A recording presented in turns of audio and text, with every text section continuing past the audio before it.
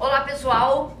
Bom, dando continuidade ao nosso projeto CEP Gazeta, resolvemos prestigiar nessa semana o concurso para o Auditor Fiscal do Estado, com o diferencial de que o edital ainda não se encontra publicado, mas é uma das grandes expectativas de concursos ainda para 2013 no estado do Espírito Santo. Então vamos ver algumas questões de direito tributário, inclusive várias questões do concurso anterior, em 2009, que também a banca examinadora foi o CESP, para a gente poder ter uma ideia de como vai ser a cobrança do direito tributário nessa prova que vai ser realizada num futuro muito próximo, esperamos, ok? Então, meu nome é Ivone, nossa matéria é direito tributário, vamos dar uma olhadinha aí nas questões. Acerca dos princípios que norteiam o sistema tributário nacional, julgue os itens a seguir.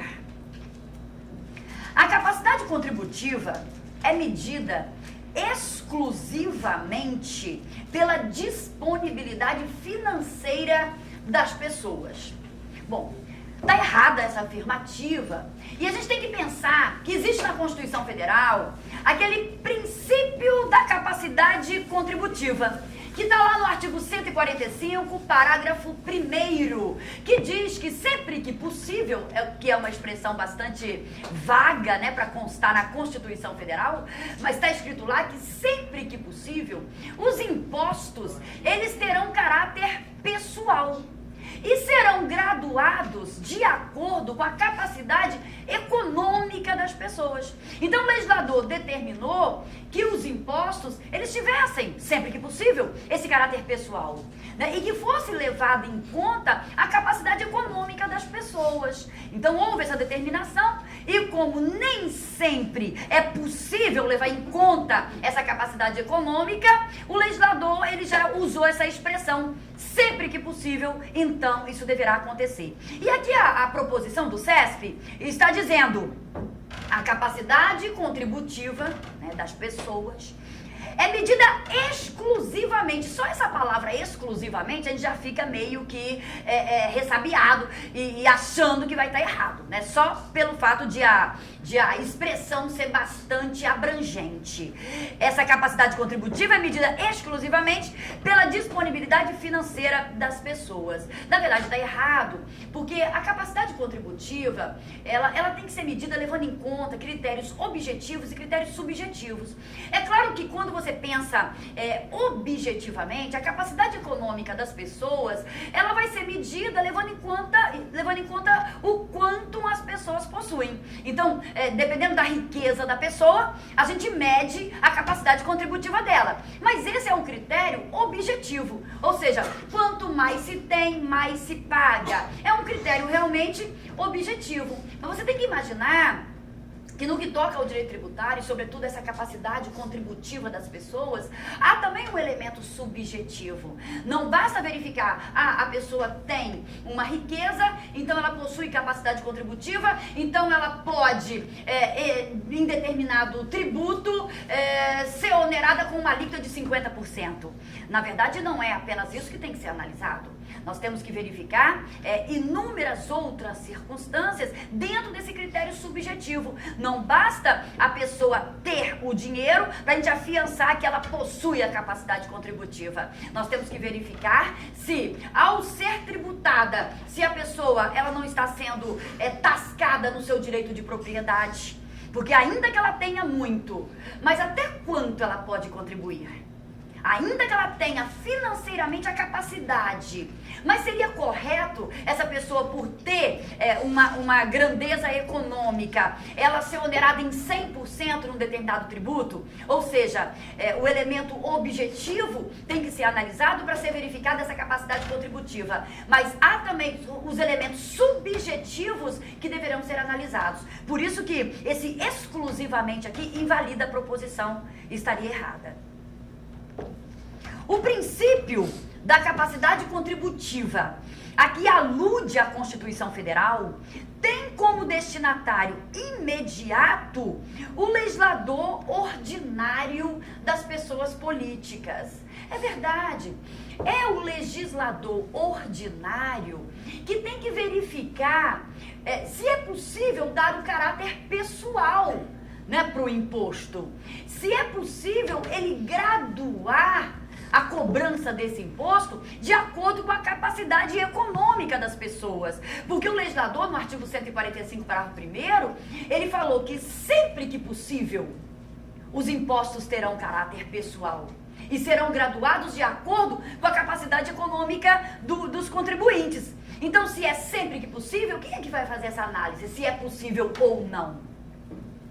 O destinatário imediato dessa regra, né, dessa norma, desse princípio constitucional, é o legislador ordinário, que na hora que legisla e impõe o fato gerador, que impõe a alíquota, que impõe a base de cálculo do tributo, vai ter que fazer essa análise. Dá para ser graduado esse tributo de acordo com a capacidade contributiva das pessoas?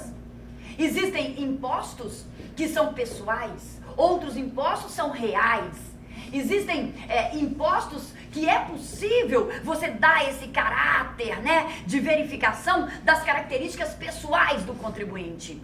Outros impostos é impossível você verificar a característica da pessoa que está pagando o tributo, porque o que importam não são as características da pessoa, e sim as características do bem sobre o qual incide o imposto. Então, quando falamos, por exemplo, em ICMS, em IPI, não há como nós pensarmos que esses impostos teriam um caráter pessoal, porque na verdade são impostos com caráter real, né? Impostos reais, o ICMS e o IPI. Logo, se são impostos reais, não é possível graduá-los de acordo com a capacidade econômica das pessoas, porque são impostos que incidem sobre coisa. Se incidem sobre coisa, vai depender da característica da coisa. Então, se uma pessoa ela quer comprar um automóvel de luxo, ela pode ser pobre e ter ganho um prêmio e utilizar todo o dinheiro para poder comprar aquele automóvel de luxo. Ela não tem a capacidade contributiva, porque ela é pobre. Só tinha o valor de um prêmio que ela comprou um carro de luxo. Mas, de qualquer sorte, ela terá que pagar o IPI, exatamente o IPI incidente sobre aquele carro de luxo, ainda que ela não possua a capacidade econômica. Ficou claro isso, colegas? Ficou? Bom, está certa, então, essa segunda proposição. Terceira proposição. O princípio da legalidade irrestrita determina que alguns tributos sejam criados por meio de lei. Alguns tributos sejam criados por meio de lei? Todos os tributos serão criados por meio de lei. Para instituição, para criação de tributos, colegas, não há exceções ao princípio da legalidade. Todos os tributos deverão ser criados por lei. O máximo que pode acontecer é um tributo ser criado por medida provisória, mas que vai ter força de lei enquanto vigora. E o próprio Supremo Tribunal Federal já disse que o fato de a Constituição permitir que um tributo ele seja instituído por medida provisória, isso não representa uma exceção ao princípio da legalidade, porque a medida provisória, efetivamente, enquanto vigora, ela possui força de lei. Então está errada essa proposição. Repito, porque não são alguns tributos apenas que serão criados por lei. Todo e qualquer tributo deverá ser criado por lei. O próximo. O princípio da uniformidade é regra que se aplica exclusivamente à União. Que uniformidade é essa? Na verdade, é aquele princípio da uniformidade geográfica. De acordo com o artigo 151, inciso 1 da Constituição Federal, é vedado à União. É uma limitação do poder de tributar específica para a União. É vedado à União instituir tributo que não seja uniforme em todo o território nacional. E o artigo 151, inciso 1 da Constituição Federal, colegas, quando fala nesse princípio da uniformidade, diz que é vedado à União instituir tributo que não seja uniforme em todo o território nacional. Logo, esse princípio da uniformidade é direcionado exclusivamente para quem? Para a União e não para todos os entes da federação. Tá certa a proposição. A próxima. O princípio da não utilização de tributo com efeito de confisco dá-se principalmente pela falta de correspondência entre a punição de um ato ilícito e a cobrança de um tributo. A gente já sabe que existe um princípio chamado princípio do não confisco tributário. Não é possível utilizar qualquer tributo com efeito de confisco. E por que isso? Porque, na verdade, o confisco é uma espécie de punição. É quando a pessoa ela faz determinadas coisas, pratica determinadas condutas vedadas pela Constituição e a própria Constituição já prevê para aquelas condutas o confisco como forma punitiva pela conduta irregular que foi praticada. Considerando, colegas, o artigo 3º do Código Tributário Nacional, que define o que é tributo. Tributo é toda prestação pecuniária compulsória em moeda ou cujo valor nela se possa exprimir, que não constitua sanção de ato ilícito. Instituída em lei e cobrada mediante atividade administrativa plenamente vinculada. Considerando essa definição de tributo, em que diz claramente que o tributo, ele não pode ser uma sanção por um ato ilícito, uma punição por um ato ilegal que tenha sido cometido, realmente, se você parte do pressuposto que o confisco, ele possui um caráter punitivo, a principal explicação para o princípio do não confisco tributário é a proibição de o tributo ele se constituir numa punição por ato ilegal que a pessoa tenha cometido. Então está certa a correlação feita aqui. Questão 26. Julgue os itens que se seguem acerca da vigência e da aplicação da legislação tributária. Os atos normativos expedidos pela autoridade administrativa entram em vigor na data de sua assinatura.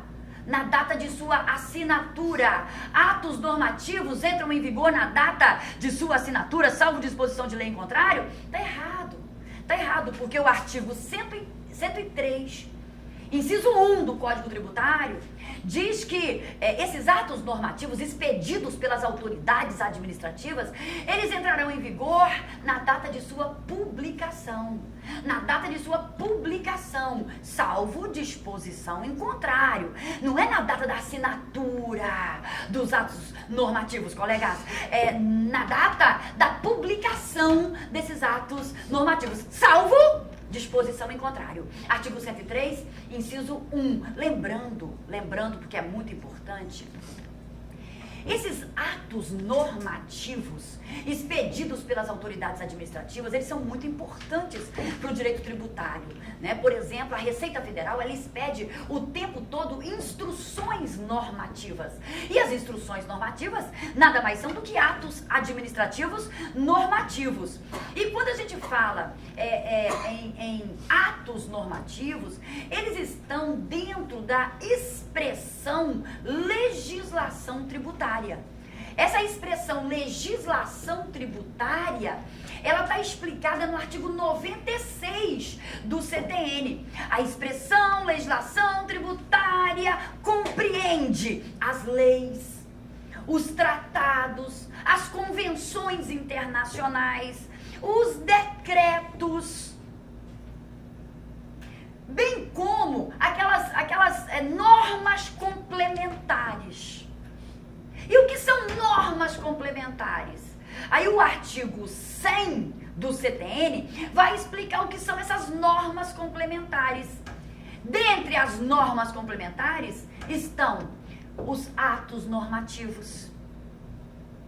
Estão as decisões dos órgãos singulares ou colegiados com eficácia normativa. os convênios, são considerados normas complementares. E se normas complementares estão dentro da expressão legislação tributária, isso é muito importante para o direito tributário, colegas. Isso é muito importante para o direito tributário. Ok? Então, olha, esses atos normativos, de acordo com o artigo 103, inciso 1 do Código Tributário, entrarão em vigor, salvo disposição de lei em contrário, na data de sua publicação. O próximo. As decisões dos órgãos singulares ou colegiados de jurisdição administrativa, quanto aos efeitos normativos, entram em vigor 30 dias após a data da sua publicação, salvo disposição em contrário. Certíssimo? Certíssimo? Essas decisões dos órgãos, singulares ou colegiados, são aquelas decisões muito comuns na área tributária, né? Receita Federal, as secretarias estaduais de Fazenda expedem muitas decisões. Então, há muitos casos que são repetitivos, muitos casos concretos que chegam até as juntas julgadoras para serem decididos. E várias decisões, como são tomadas em cima de casos que se repetem muito, dado para essas decisões um caráter normativo, ou seja, olha, qualquer caso semelhante a esse que aparecer futuramente, a decisão é essa. Estou normatizando a decisão, para não ter que decidir diferente em cada caso concreto semelhante que aparece, beleza? Os efeitos normativos dessas decisões entram em vigor 30 dias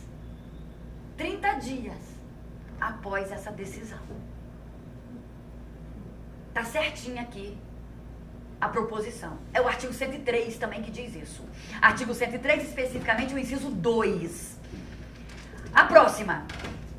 Os dispositivos de lei que instituem os tributos, sejam quais forem, começam a vigorar no primeiro dia do exercício seguinte àquele em que ocorreu a sua publicação. Não é verdade isso, né, colegas? Não é verdade. É claro que o examinador aí, ele está falando do princípio da anterioridade. Princípio da anterioridade.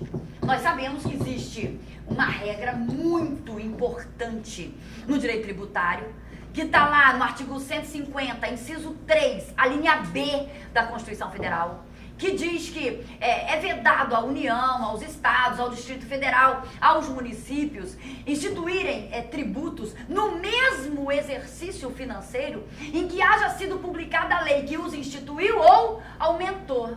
Ou seja, estamos em 2013, se é publicada uma lei hoje, instituindo um tributo novo, ou aumentando um tributo que já exista, essa majoração, ou esse tributo novo, isso só pode ser exigido da gente no exercício financeiro seguinte, ou seja, em 2014. E aqui está afirmando que os dispositivos de lei que instituem os tributos, sejam quais forem os tributos, começam a vigorar no primeiro dia do exercício seguinte àquele em que ocorreu a sua publicação. Primeiro, colegas, está errado, porque esse princípio, embora extremamente importante, ele não é absoluto. Ele comporta várias exceções, trazidas onde? No artigo 150, parágrafo 1º da Constituição Federal. Várias exceções, como por exemplo, imposto de importação, imposto de exportação, IPI, IOF, os impostos extraordinários, né, que são aqueles impostos de guerra, os empréstimos compulsórios no caso de guerra externa ou no caso de calamidade pública. São várias exceções ao princípio da anterioridade. Se são exceções, significa dizer que pode entrar em vigor a lei que, por exemplo, majore esses tributos no mesmo exercício financeiro em que ela for publicada. Então, primeiro, está errado por isso, porque o princípio da anterioridade ele comporta exceções.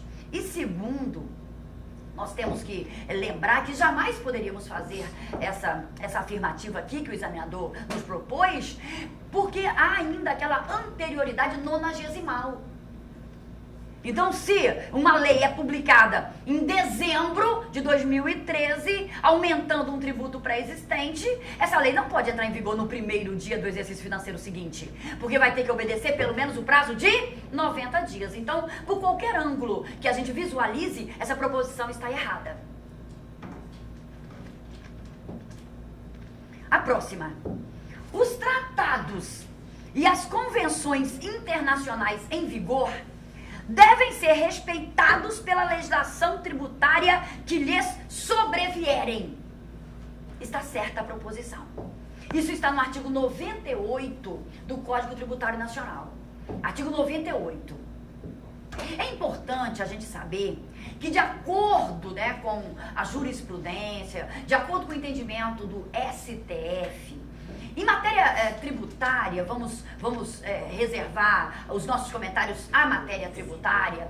Se houver um tratado que o Brasil subscreve, um tratado internacional que o Brasil subscreve em matéria tributária, esse tratado, enquanto vigora, ele vai se sobrepor à legislação tributária interna. Então, se nós tivermos uma lei tratando da matéria X, se o Brasil subscrever um tratado internacional tratando da mesma matéria que a lei trata, o tratado ele vai prevalecer sobre a legislação tributária interna que temos. Não vai revogar, não vai modificar a legislação tributária interna, não. Mas enquanto existir esse tratado internacional, ele vai prevalecer sobre essa lei. Mas temos outro detalhe importante. O Supremo já disse que o tratado internacional, ele tem a mesma força e está no mesmo patamar de uma lei ordinária. Isso significa dizer, então, que o tratado internacional, ele vai prevalecer sobre a lei ordinária. Então, se for uma lei complementar, prevalece a lei complementar. O tratado, ele vai prevalecer sobre a lei ordinária. Ficou claro isso? Ficou claro? Isso é muito importante. Bom, uma outra situação que o CTN diz e que é a nossa questão aqui é que se o Brasil subscreveu, e subscreve com decreto legislativo, né? Mediante um decreto legislativo. Se o Brasil subscreveu um tratado internacional em matéria tributária, o que vai acontecer? Caso seja feita uma legislação posterior a esse tratado internacional, dispondo sobre a mesma matéria, essa legislação posterior tem que observar os termos do tratado internacional. É isso que está sendo perguntado aqui, ó. E está certa a proposição. Ok? O princípio da anterioridade não se aplica a todos os tributos. Isso aqui foi dado, né? Nem parece o CESP, mas é o CESP. E de vez em quando aparecem umas questões assim. E a gente respondeu ainda há pouco. O princípio da anterioridade realmente não se aplica a todos os tributos, não é isso, colegas? Por quê? Porque o princípio da anterioridade comporta várias exceções. Várias exceções. Questão 27. Julgue os itens subsequentes acerca da competência tributária. Competência tributária. Os estados e os municípios têm competência para instituir contribuições de intervenção no domínio econômico. Mentira. Mentira, mentira isso. Os estados e municípios não possuem essa competência. O artigo 149 da Constituição Federal diz claramente, compete exclusivamente à União instituir contribuições sociais, contribuições de intervenção no domínio econômico, pontinhos. Artigo 149 caput da Constituição Federal diz que essa competência é exclusiva da União. Então está errada essa proposição. Importante para o nosso concurso que é estadual, hein? Geralmente quando há essas perguntas assim, envolvendo estados, é porque foi concurso estadual, tá certo? A próxima, a instituição de taxas de serviços públicos é de competência tributária comum entre os entes da federação? Perfeito, né, colegas? Perfeito, porque a gente já sabe que em matéria de competência, quando falamos em impostos, a competência é dita privativa. Nos impostos, a competência é privativa. O que é da União já está listado na Constituição, é só da União. O que é do Estado, só do Estado. O que é do município, só do município. Mas em matéria de taxas, o legislador não se preocupou em fazer isso, né? Nós não vamos encontrar na Constituição, são taxas da União, são taxas dos estados, são taxas dos municípios. Não existe uma competência privativa para as taxas e também não há para as contribuições de melhoria. No que toca às taxas e às contribuições de melhoria em matéria tributária, a competência, ela é dita competência comum, ou seja, qualquer um dos entes políticos, União, estados, Distrito Federal, municípios, qualquer um poderá instituir a cobrança de qualquer taxa, desde que haja a contraprestação específica. Perfeito? Então, está certa essa proposição, artigo 77 do Código Tributário. A próxima é legalmente facultado à pessoa jurídica de direito público o exercício de sua competência tributária. É legalmente facultado. Essa questão foi extremamente polêmica, porque é legalmente facultado à pessoa jurídica de direito público o exercício de sua competência tributária. Quando você lê isso aqui, é legalmente facultado o exercício da competência, o examinador está querendo dizer o seguinte: a Constituição foi lá, traçou a competência, compete à União instituir impostos sobre importação, exportação, produtos industrializados, renda e proventos de qualquer natureza, operações financeiras e etc. Né? Foi lá e listou. Compete aos estados e Distrito Federal instituir impostos sobre. Aí listou os 3 impostos dos estados. Compete aos municípios instituir impostos sobre. Listou os 3 impostos de competência dos municípios. Aqui o examinador está falando o seguinte: embora a Constituição Federal ela tenha traçado essa competência, o que a União pode, o que o Estado pode, o que o município pode instituir de impostos, na verdade é uma faculdade. A União institui uma taxa se ela quiser. O Estado do Espírito Santo institui uma contribuição de melhoria se ele quiser. É isso, gente, é uma faculdade. O exercício da competência tributária é uma faculdade ou é uma determinação? Pela Constituição Federal é uma faculdade. Pela Constituição Federal é uma faculdade.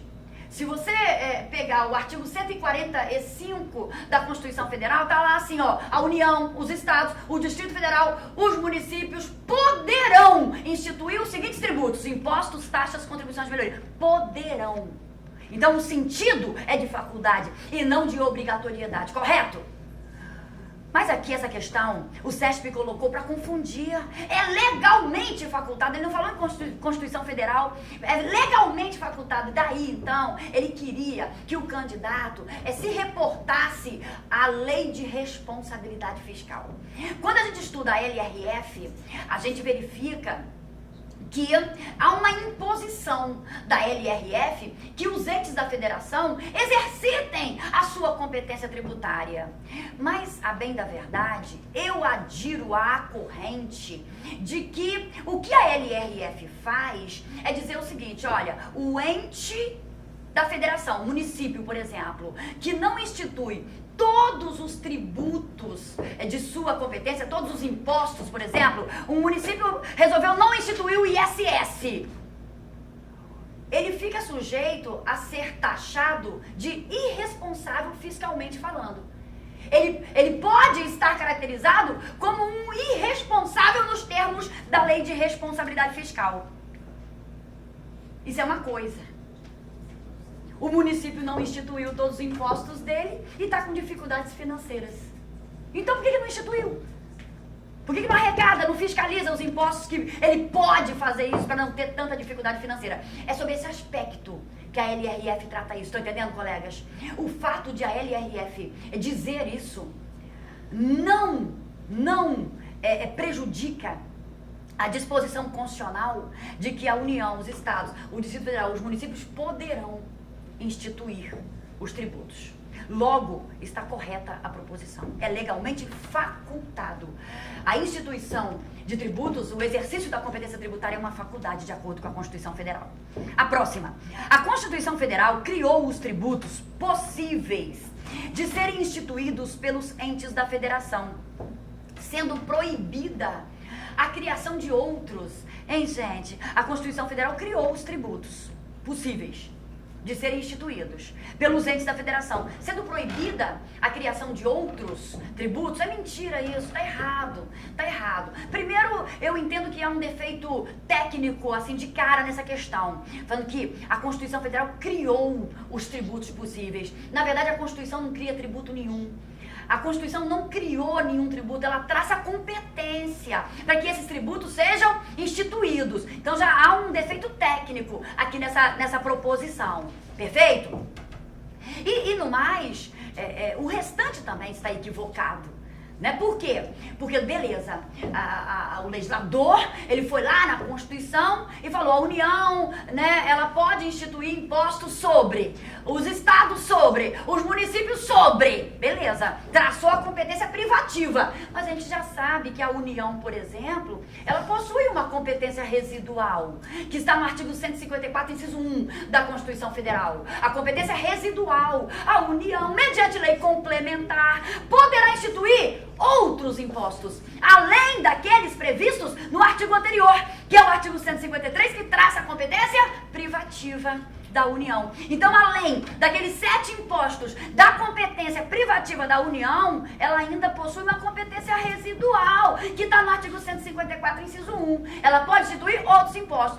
E digo mais, além da competência residual, a União também possui a competência extraordinária, que está no 154.2, que é a possibilidade de, no caso de guerra externa, no caso de iminência de guerra externa, a União instituir impostos de guerra, os impostos extraordinários. Logo, está errada essa proposição aqui, né, colegas? Está errada essa proposição. A próxima. A União poderá instituir, mediante lei complementar, impostos não previstos na Constituição Federal. Acabamos de falar sobre isso, colegas.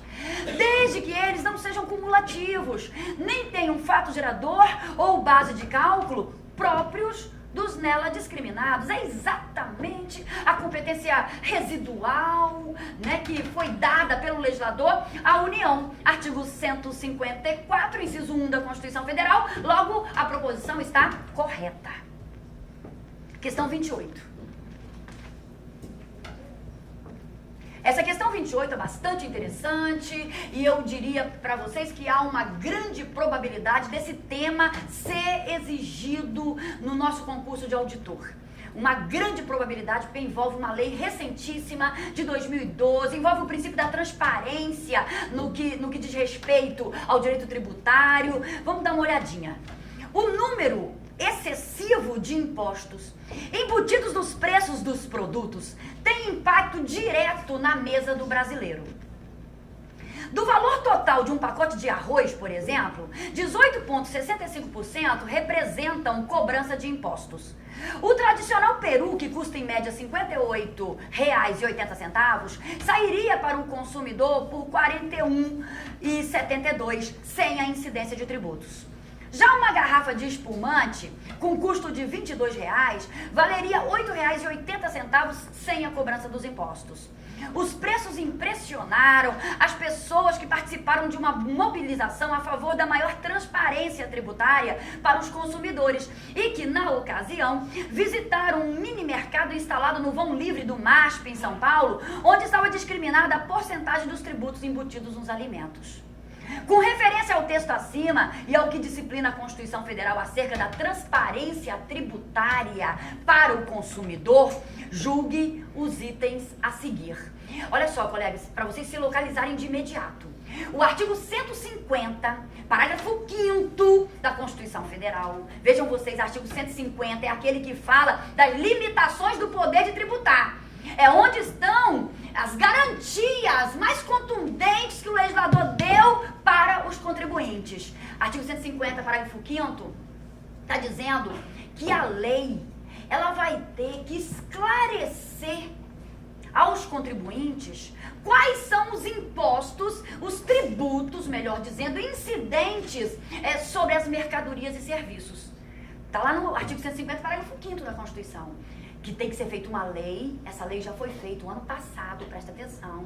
Tem que ser feita uma lei para poder esclarecer aos contribuintes, aos sujeitos passivos. Vem cá, em cima desse serviço que eu estou comprando, quais são os tributos que incidem? Em cima dessa mercadoria que eu estou comprando, o que incide? A quanto de ICMS, incide COFINS, o que incide aqui? Qual é a tributação? Esse preço aqui está desse jeito. Qual a tributação? Se não tivesse tributação, qual o preço seria? É sobre isso que nós estamos falando, ok? É sobre isso que nós estamos falando. O princípio da transparência tributária. Por ser matéria tributária de índole federativa, que exige providências a cargo da União, dos estados e dos municípios, a implementação da transparência dos impostos para os consumidores depende de resolução do Senado Federal? Resolução coisa nenhuma, colegas. Depende de lei. Artigo 150, parágrafo 5º. A lei. E pronto, foi feita 12.741. 12.741 de 2012. É a lei que fala da transparência tributária. Essa questão vai cair pra gente. É um assunto novíssimo. O CESP já abordou nessa prova de 2013 e vai abordar de novo na nossa. Seguríssimo isso, seguríssimo. Então está errada porque não é resolução do Senado, ok? A próxima. A transparência tributária para o consumidor, tema objeto da mobilização referida no texto, é reservada à lei complementar, nos termos da Constituição Federal. Mentira! O parágrafo 5º do artigo 150 não falou lei complementar, falou a lei. Então pode ser qualquer lei ordinária, lei complementar, não está reservada a lei complementar, está errada essa proposição. A próxima. A informação exigida pelos consumidores é um direito assegurado explicitamente pela Constituição Federal no âmbito das limitações do poder tributário do Estado. Corretíssimo. No âmbito das limitações do poder de tributar. Artigo 150, parágrafo 5º, está dentro do 150, colegas. O artigo mais importante do direito tributário, que fala das limitações do poder de tributar. Certinho, certinho. A próxima. Que aí, se você marcou certo a anterior, essa próxima só pode estar errada.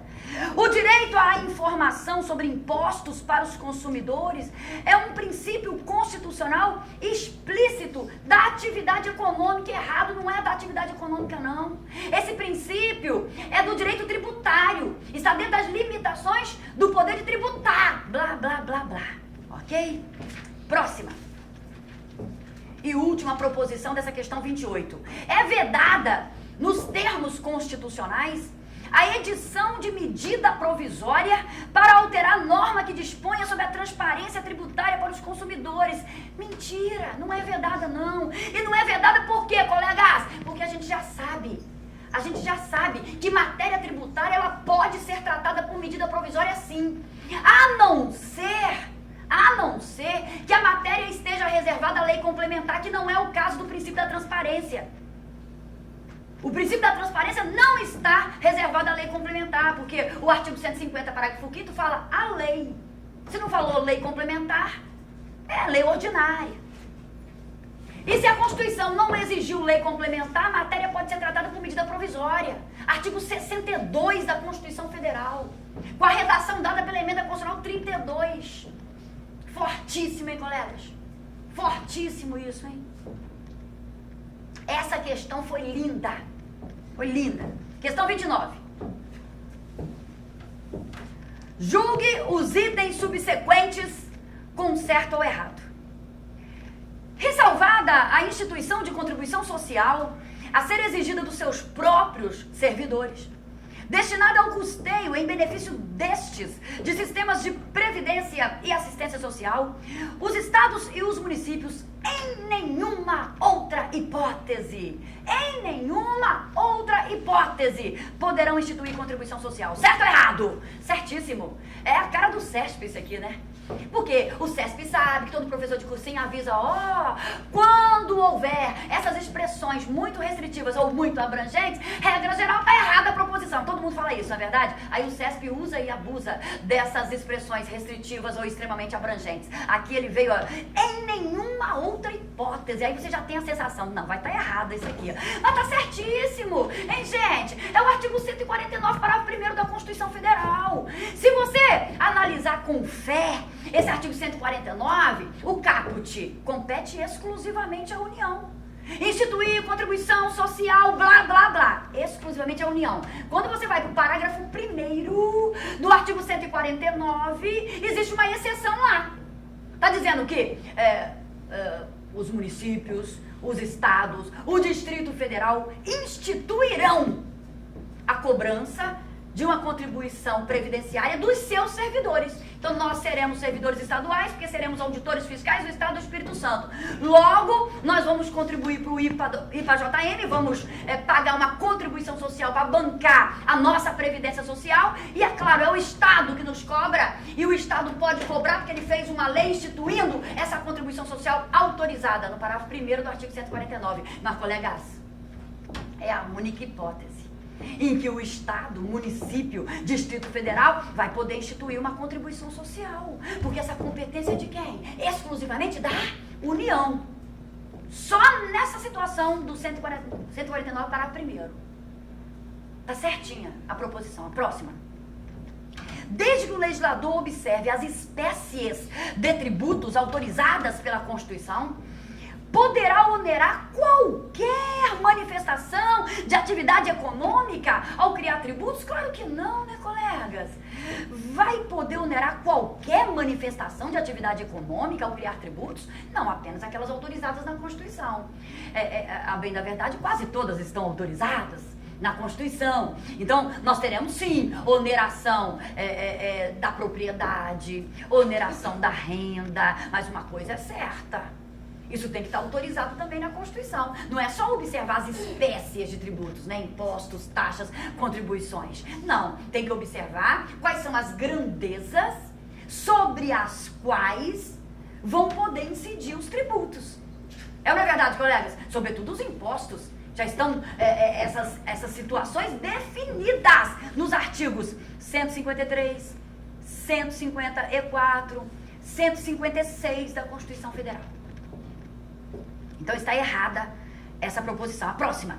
Diferentemente do que ocorre em relação a determinado imposto, os fatos econômicos que dão ensejo à cobrança das taxas não são especificamente indicados na Constituição. De maneira que, em princípio, qualquer exercício do poder de polícia e qualquer prestação de serviço público específico e divisível podem servir de base fática para a cobrança da taxa. É verdade, né, colegas?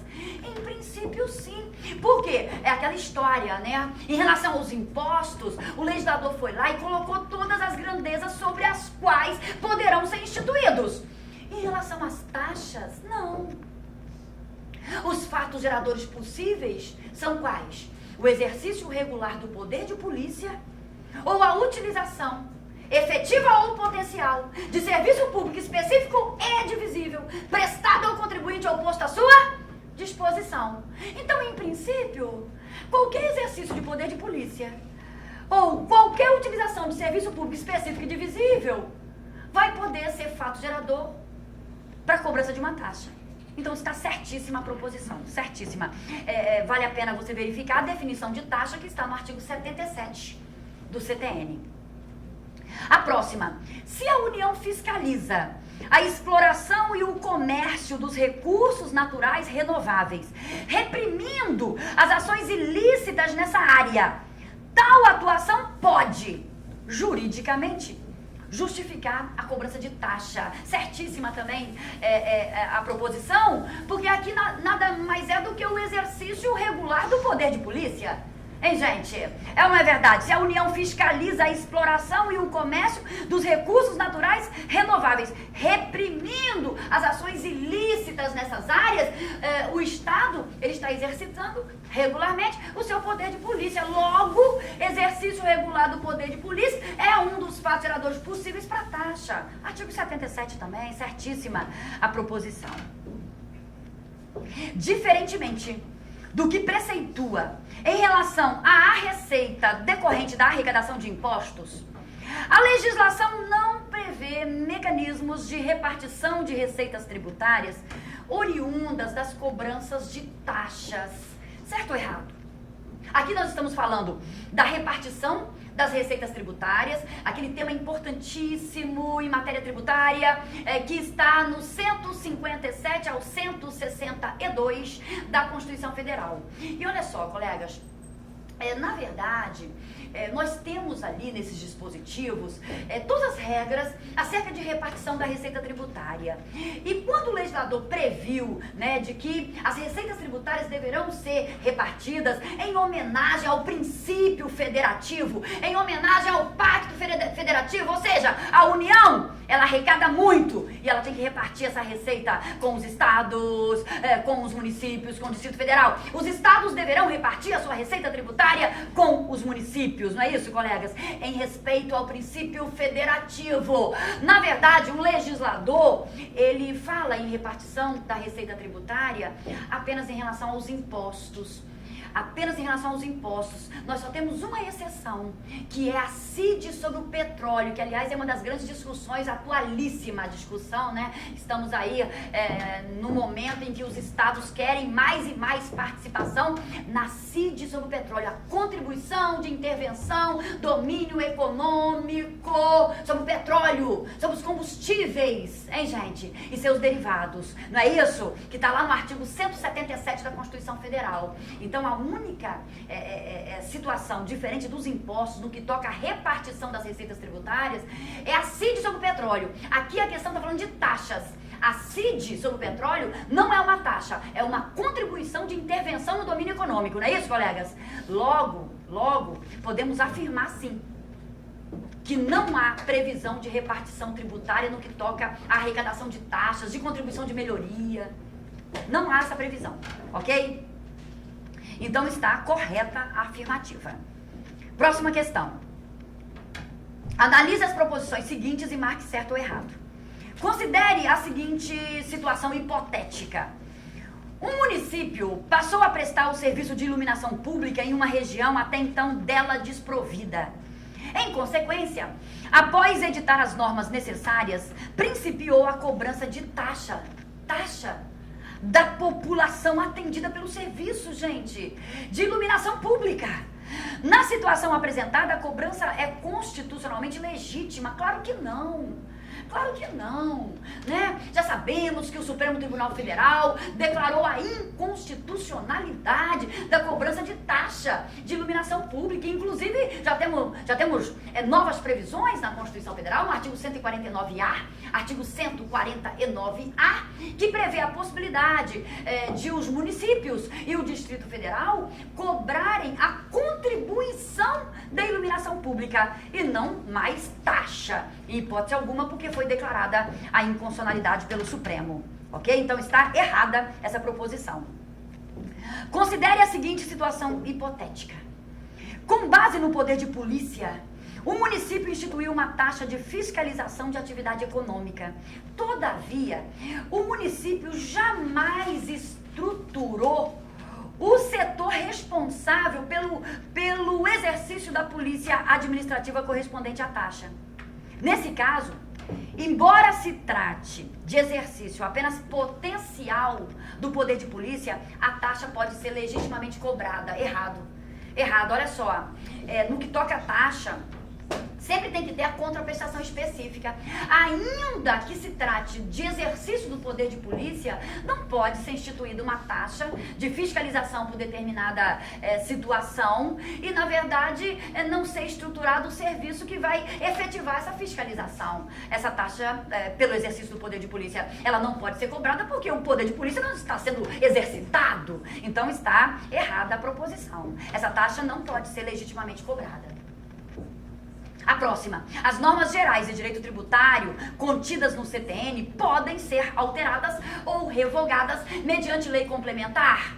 Certinho? Certinho, né, gente? Já sabemos que o Código Tributário Nacional, lá em 1966, ele foi aprovado como uma lei ordinária. Mas acontece que o artigo 146 da Constituição Federal disse que compete à lei complementar dispor sobre regras gerais em matéria tributária. E o que dispõe sobre regras gerais em matéria tributária hoje no Brasil é exatamente o Código Tributário Nacional, Lei 5.172 de 1966. Embora aprovada como lei ordinária, a Constituição de 88 recepcionou o Código Tributário Nacional como lei complementar, pelo princípio do paralelismo das formas. Evidentemente, se o CTN é uma lei complementar, ele só pode ser alterado mediante lei complementar. Tá certinha aqui a proposição. Próxima, no Distrito Federal, a instituição do imposto sobre serviços de quaisquer natureza e do imposto sobre a propriedade predial e territorial urbana, ISS e IPTU. No Distrito Federal, gente, a instituição de ISS e IPTU, dois impostos municipais, decorre do exercício de sua competência tributária cumulativa.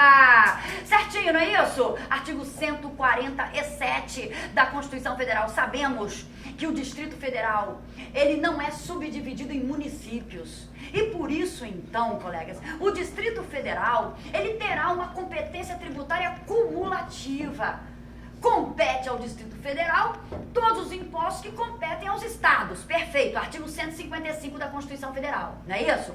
E também cabem ao Distrito Federal os impostos municipais, artigo 147, uma competência cumulativa. Então o Distrito Federal, a bem da verdade, ele possui em sua competência 6 impostos. Os 3 de competência estadual e os 3 de competência municipal. Lindo isso, né, gente? Lindo, certinho aí a proposição. A próxima. Os empréstimos compulsórios deverão ser instituídos sempre. Olha o CESP de novo, ó. Olha a expressão extremamente abrangente, que ele espera que você entenda que esteja errada a proposição, né? Então vamos lá, os empréstimos compulsórios deverão ser instituídos sempre por meio de lei complementar. Certo ou errado? Certíssimo, né? Artigo 148 da Constituição Federal. Os empréstimos compulsórios serão instituídos mediante lei complementar em qualquer hipótese permitida na Constituição para a instituição de empréstimo compulsório, que são 3: guerra externa ou iminência de guerra externa, calamidade pública ou investimento público urgente de relevância nacional. São as 3 possibilidades de instituição do empréstimo compulsório. Em qualquer hipótese, a ser instituído o empréstimo compulsório somente pela União, tem que ser mediante lei complementar. Logo, é sempre. Tá certinha a proposição. Em matéria de crédito tributário, crédito tributário, julgue os itens a seguir. O crédito tributário somente pode ser exigido de quem está, por lei, definido como contribuinte. Mentira. Mentira, porque, gente, sujeito passivo é um gênero. Para esse gênero existem 2 espécies. Nós temos o sujeito passivo na espécie contribuinte e nós temos o sujeito passivo na espécie responsável. É óbvio que o crédito tributário, ele também pode ser cobrado do responsável tributário. O contribuinte é aquele sujeito passivo que possui uma relação direta e pessoal com a ocorrência do fato gerador. O contribuinte, ele vai ter essa relação direta com a ocorrência do fato gerador. Você paga IPTU porque você é proprietário de um imóvel aqui no Jardim da Penha. Você tem uma relação direta e pessoal, logo você é sujeito passivo dessa obrigação na condição de contribuinte. O responsável tributário é aquele que, embora não revista essa condição, né, de relação direta e pessoal com a ocorrência do fato gerador, ele se envolve com a ocorrência do fato gerador. E esse envolvimento para o legislador é suficiente para que essa pessoa se torne responsável tributário. O crédito tributário, ele pode ser exigido também do responsável, evidentemente. Está errada a proposição que falou que só pode ser exigido do contribuinte. A próxima, para a apuração do crédito tributário, aplica-se a legislação vigente à época do lançamento do tributo. Tá certa também essa proposição, perigosíssima, né? Perigosíssima. É o artigo 144, parágrafo 1º lá do CTN, e perigosa pelo seguinte, o candidato aqui, ele podia dar uma escorregada, né? Uma confundida, que era tudo que o examinador do CESP queria que fizéssemos. Mas como a gente está esperto, a gente vai acertar a questão. Temos que lembrar o seguinte, o lançamento reporta-se à data da ocorrência do fato gerador. Então, nós que seremos auditores fiscais, na hora que formos fazer o lançamento do crédito tributário, nós vamos ter que nos reportar à legislação que estava vigorando quando ocorreu o fato gerador. E não a legislação agora, que vale na hora que a gente vai fazer o lançamento, perfeito? Mas o parágrafo 1º do artigo 144, ele traz uns senões ali importantíssimos para a prova do CESP, sempre muito importantíssimos. Os senões está dizendo o seguinte, se depois da ocorrência do fato gerador vierem leis novas, e essa lei nova, por exemplo, ela tratar de novos critérios de apuração do débito fiscal. Uma lei nova, uma lei que adveio após a ocorrência do fato gerador, mas que não altera a alíquota, não altera a base de cálculo, altera critérios de apuração do débito fiscal. Essa lei nova, que foi publicada após a ocorrência do fato gerador, pode e deve ser utilizada na apuração do débito fiscal. É sobre isso que o examinador está perguntando aqui, ó, para a apuração do crédito tributário. Não é para fazer o lançamento, porque para fazer o lançamento nós vamos considerar a lei da época da ocorrência do fato gerador. Correto, colegas? Correto? Fortíssimo isso aqui, hein? 144, parágrafo 1º.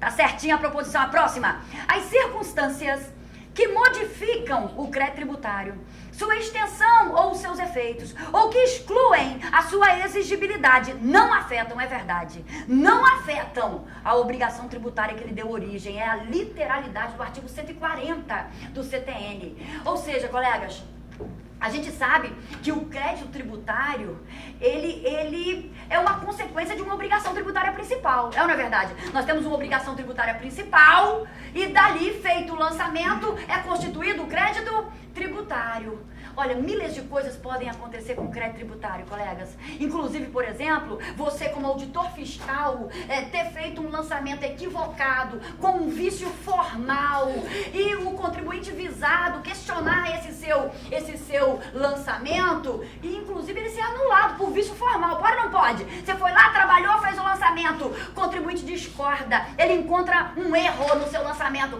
ele vai impugnar esse lançamento. Ele vai impugnar e ele vai conseguir anular esse lançamento por vício formal. Pô, anulou o lançamento, não existe mais crédito tributário. Concordem rapidinho com a Tivone? Lógico, anulou o lançamento que constituiu o crédito tributário, não existe mais crédito tributário. Mas vem cá, Ivone, e a obrigação tributária que deu origem a esse crédito tributário, ela permanece intacta. A obrigação tributária permanece ali, ela não vai ser afetada. Tanto é verdade que você vai ter que fazer um novo lançamento escoimado dos vícios que redundaram a anulação do lançamento anterior. Perfeito? Artigo 140, colegas. Lindo também isso aqui.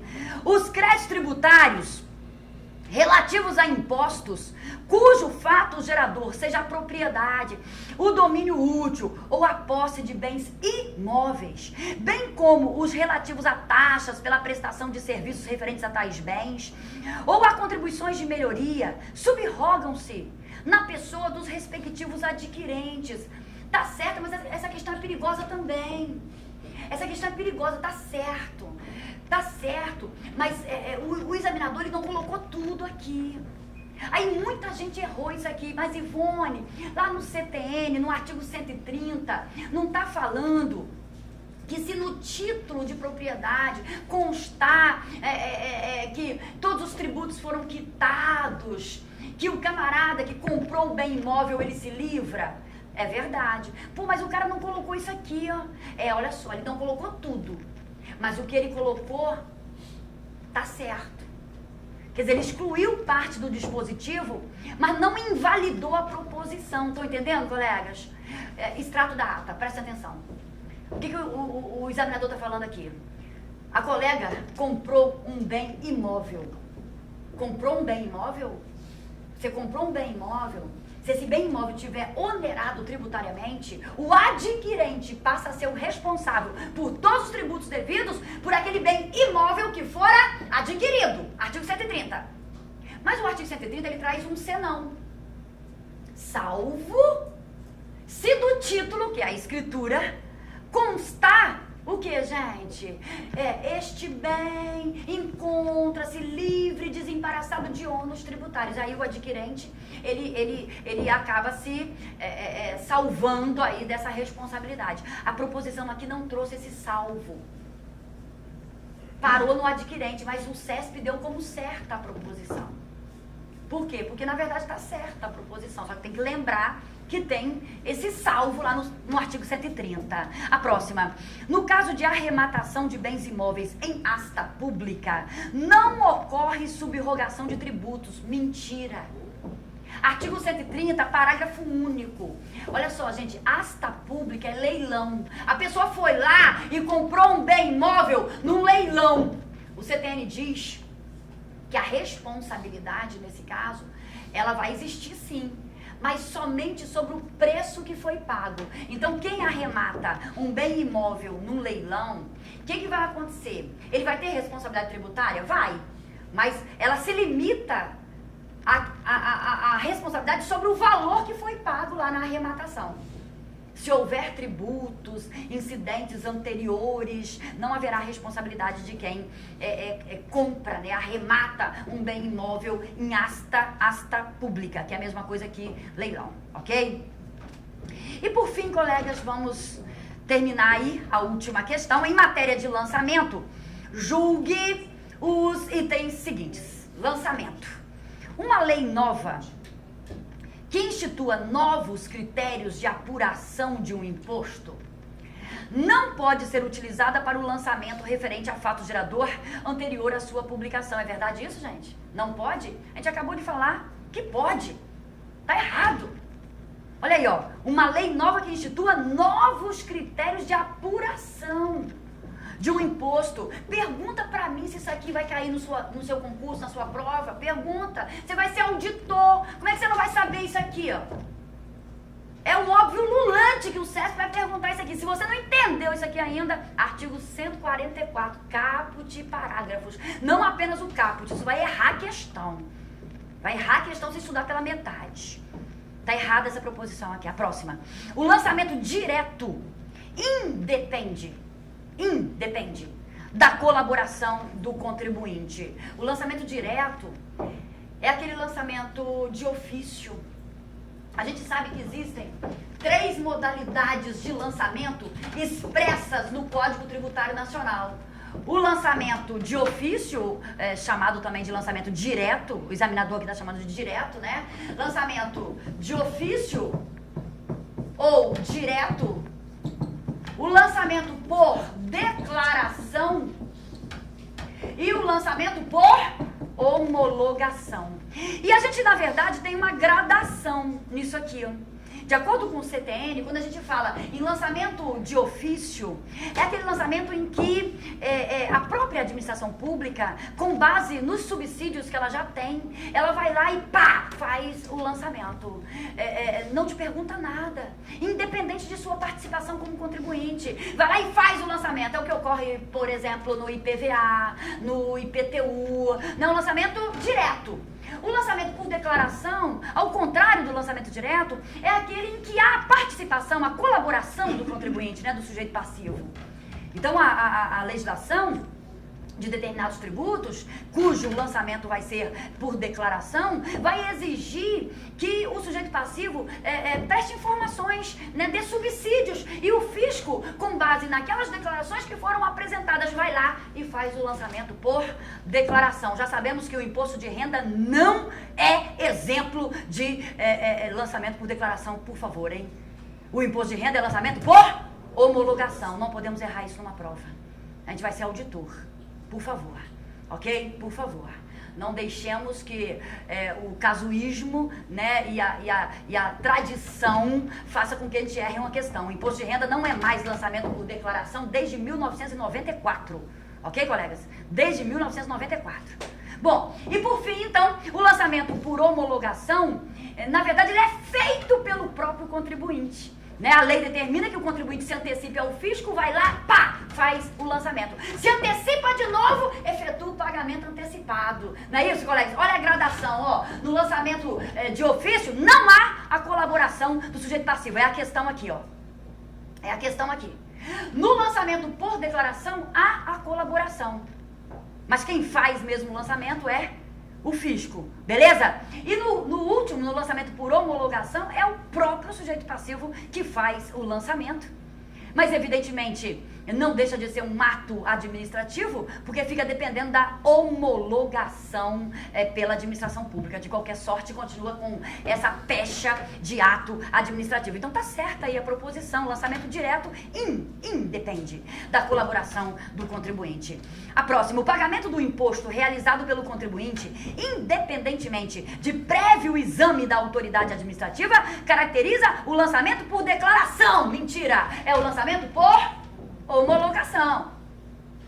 No lançamento por homologação, o que o legislador diz? Que o sujeito passivo, ele é obrigado a ir lá, se antecipar ao fisco, e ele mesmo, ó, ele vai detectar qual é a matéria tributável. Qual é o quantum a recolher? Quem é o sujeito passivo dessa obrigação tributária? Ou seja, tudo aquilo tem que ser detectado no ato do lançamento, é o próprio sujeito passivo que vai fazer por determinação do legislador. E nesse lançamento por homologação, o sujeito passivo se antecipa ao fisco e faz ele mesmo o lançamento, tanto que a doutrina chama de autolançamento, e a legislação determina de novo que o cara se antecipe de novo e efetue o pagamento antecipado. É isso aqui a questão, ó. O pagamento do imposto realizado pelo contribuinte, independentemente de prévio exame da autoridade administrativa, caracteriza o lançamento por declaração. Tá errado, porque é lançamento por homologação. Gente, vocês são muito bons, hein? Estamos terminando.